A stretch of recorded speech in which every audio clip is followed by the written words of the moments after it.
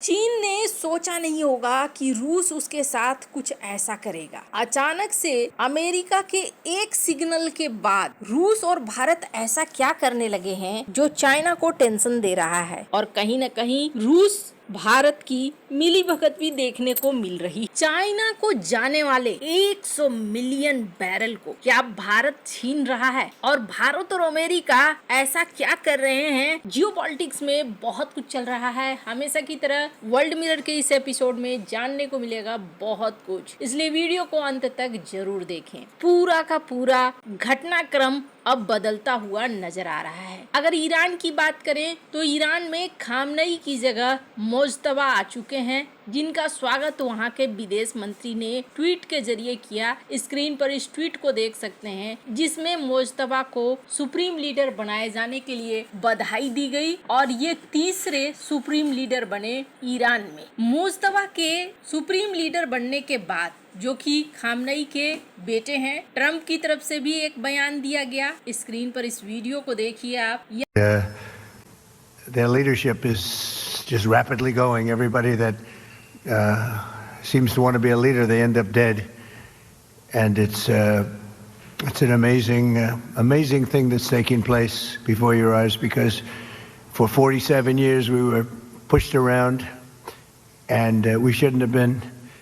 And I think I can say, and you see it as well as I do, you see the tremendous progress that's being made. Their missiles are being wiped out rapidly. Their launchers are being wiped out. They're attacking. यहाँ पर Trump ने साफ साफ कहा कि हम चुनेंगे leader, Iran में कौन राज करेगा ये हमारे हिसाब से होगा। अब तक जो भी उनका लीडर बना है, सारे लीडर का सफाया हो चुका है, तो अब जो आगे बैठेगा कुर्सी पर वो वही बैठेगा जिसको हम चाहेंगे। क्या ईरान इतना कमजोर हो गया है? हालांकि आपको बता दूं, ईरान की तरफ से फाइट जारी है, पर अमेरिका इस मामले में बहुत कॉन्फिडेंट है कि वही जीतेगा। और इसके जो रक्षा मंत्री हैं हैक्सेट, वो इस बात को कह भी रहे हैं। स्क्रीन पर इस वीडियो को देखिए। They'll have no choice but to do that. Whether they know it or not, they will be combat ineffective. They will surrender. Well, there's a lot of different ways. Whether they want to admit it or not, whether their pride lets them say it out loud or not, it's President Trump who will set the terms of that. इसमें वो कह रहे हैं कि आखिरकार Iran को surrender करना पड़ेगा और अगर वो बात मान लेते तो ज्यादा अच्छा होता। खैर, अब ईरान को लेकर ना थोड़ी स्थिति अजीब सी हो रही है। कैसी हो रही है? तो ईरान में दो बार ये देखने को मिला कि छोटे छोटे भूकंप वहां पर हुए। इस भूकंप के बाद सवाल ये होने लगा कि कहीं ऐसा तो नहीं है कि ईरान परमाणु बम बना रहा है। अगर परमाणु बम बना रहा है तो क्या ये दुनिया के लिए एक बहुत बड़ा टेंशन हो सकता है। बहुत सारे एक्सपर्ट इस बात को कह रहे हैं कि जिस यूरेनियम को संवर्धित किया गया है वो ईरान में कहाँ है, उसे ढूंढना और ढूंढकर उसे नष्ट करना या कब्जे में लेना बहुत जरूरी है। लेकिन ऐसा करने के लिए या तो जमीन पे उतरना होगा, आसमान में रहने से तो ये काम होने वाला है नहीं, और जमीन पर अगर अमेरिका उतरता है तो ये उसके लिए बहुत आसान नहीं होने वाला है। जो इनके विदेश मंत्री हैं, उन्होंने इस बात को कहा कि अगर अमेरिका जमीनी हमला करता है तो ईरान जवाब देने के लिए तैयार रहेगा। उन्होंने कहा कि मिडिल ईस्ट में अमेरिकी सैन्य ठिकानों पर हमला हमारे सेल्फ डिफेंस का हिस्सा है। उनका कहना है कि ये युद्ध ईरान की पसंद नहीं है, बल्कि अमेरिका और इजराइल ने उस पर थोप दिया है। उन्होंने पड़ोसी देशों पर हमले का बचाव किया और कहा कि उनकी मिसाइलें अमेरिका तक नहीं पहुंच सकती हैं। ऐसे में वो अपनी रक्षा के लिए जो कर सकते हैं वो कर रहे हैं। अरागची ये कह रहे हैं कि फिलहाल हम काफी काबिल हैं, हमारे पास बहुत बहादुर सैनिक जो हमारी जमीन में घुसने वाले किसी भी दुश्मन का इंतजार कर रहे हैं, उनसे लड़ने के लिए और उन्हें मारने और खत्म करने के लिए। अरागची ने कहा कि ईरान को उम्मीद है कि तेहरान के सीज फायर डील पर विचार करने से पहले अमेरिका इस्लामिक रिपब्लिक के खिलाफ अपने हमले के बारे में बताएगा। खैर, अब इनका मतलब साधारण यही हो गया कि अगर जमीन में घुसोगे तो फिर समस्या हम बढ़ा देंगे। वैसे इन सब के बीच में एक और चीज हुई है, तेल की कीमत बढ़नी शुरू हो गई है। अमेरिका और इजराइल के ईरान पर हमले के बाद तेल की कीमतों में आई बढ़ोतरी को डोनाल्ड ट्रंप ने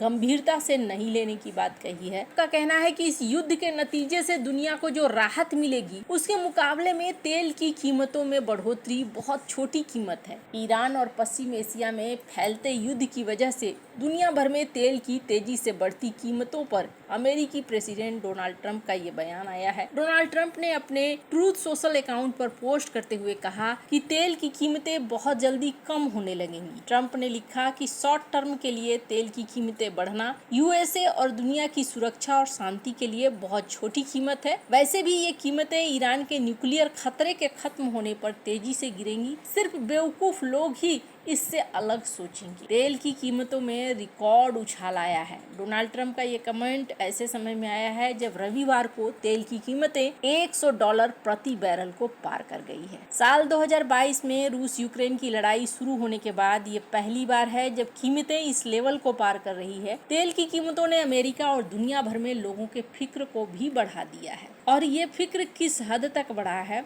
सबसे पहली बात तो ये, अमेरिका को अब मदद की जरूरत है और अमेरिका मदद के लिए भारत की तरफ बढ़ रहा है और कह रहा है कि भारत आप तेल ले लो। अब ये तेल कौन से तेल हैं? वो तेल जो चाइना जाने वाले हैं। चीन के लिए इंतजार कर रहे रूसी कच्चे तेल के 100 मिलियन बैरल से अधिक को अपनी रिफाइनरियों में ले लें, ये कहना है अमेरिका का। ईरान संकट ने स्ट्रेट ऑफ हॉर्मुज से गुजरने वाले टैंकरों की आवाजाही को रोक दिया है, जिससे शिपिंग गतिविधियां एकदम नीचे आ गई हैं और स्थिति हफ्तों तक जारी रहने की उम्मीद है। इससे तेल की कीमतों में तेज उछाल आया है क्योंकि बाजार आपूर्ति बाधा ये सब बढ़ चुकी है। अमेरिकी ऊर्जा सचिव क्रिस राइट का कहना है कि दुनिया में वर्तमान में तेल की अच्छी आपूर्ति है, लेकिन कीमतों में डर का प्रीमियम जुड़ रहा है, जो वास्तविक कमी के बजाय चिंता के वजह से हो रहा है। स्ट्रेट ऑफ हॉर्मुज में शिपिंग धीरे धीरे बढ़ रही है, लेकिन अभी भी सामान्य से बहुत दूर है, एकदम पहले की तरह नहीं हो रही है।